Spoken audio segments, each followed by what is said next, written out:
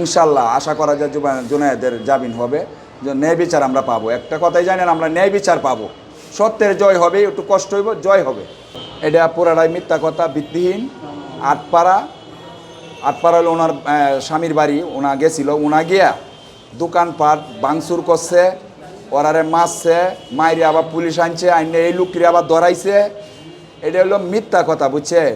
আর এই মামলাটাই আবার এনে আইনে দেখাইতেছে যে আমার হাত কাটা, সুমায়া মারছে, রুবেল মারছে। এটা হলো সম্পূর্ণ বানোয়াট মিথ্যা কথা। আর অত খালি মিথ্যা কথাই বলে বুঝেন না, অত সত্য কথা বলে না। মিথ্যা কথা একটা শিলেও নাই, হয়তো নিজেই কাছে ধরেন ওই যে কি জানি ওই দোকান ভাঙতে যায়, একটা ভিডিও তো দেখছেন না, দোকান ভাঙচুর করছে, আপনারা হয়তো দেখছেন। আটপাড়া যায় একটা দোকান ভাঙচুর করছে, ওরা মারছে, মাইরিয়া ওই ওরার নামে আবার মামলা দিছে, মামলা দিয়ে ফাঁসাইছে ওই পিয়ার মা, এরপরে পিয়া আর হইলো পিয়ার ভাই, ওরা তিনজনই ওরা মাইরিয়া পুলিশদের ধরা দিছে। আর আবার কোর্টে মানে মনে হয় জেলা আদালতে আছে। এটা হলো মিথ্যা। এটা ঘটনা হলো আটপাড়া, এই ঘটনা এনে সাজাইছে ঢাকা, যে সময় মাসে রুবেলে মাসে। এটা একটু সম্পূর্ণ মিথ্যা কথা, বানোয়াট। দেশবাসীর কাছে ইমরানের জন্য দোয়া চাই। ইমরান জেলখানায় কারাগারে আছে, অসুস্থ। কোর্টে আইছিলাম আমরা, ঈদের জন্য কোর্ট বন্ধ ছিল, তো আজকে কোর্ট খুলছে, আমরা আইছি, আমরা আইনজীবী ধরছি।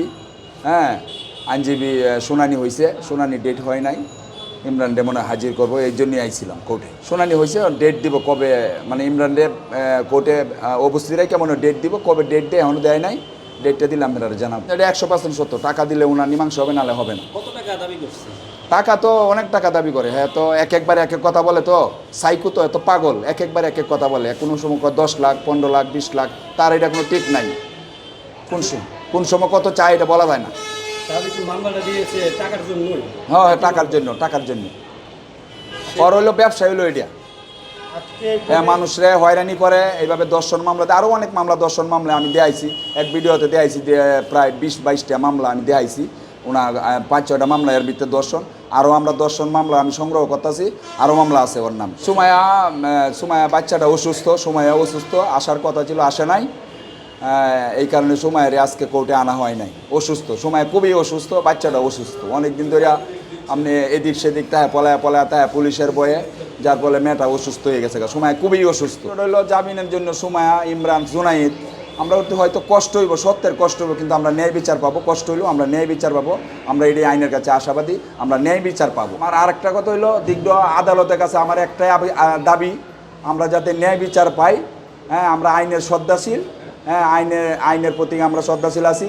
আদালতের কাছে একটাই দাবি, আমার একটা অনুরোধ, আমি যাতে ন্যায় বিচারটা পাই। আমার ছেলে নির্দোষ, ইমরান নির্দোষ, জুনায়েদ নির্দোষ, সুমায়া নির্দোষ। মিথ্যা অভিযোগে হয়রানিমূলক ওনা এই কাজটা করতেছে।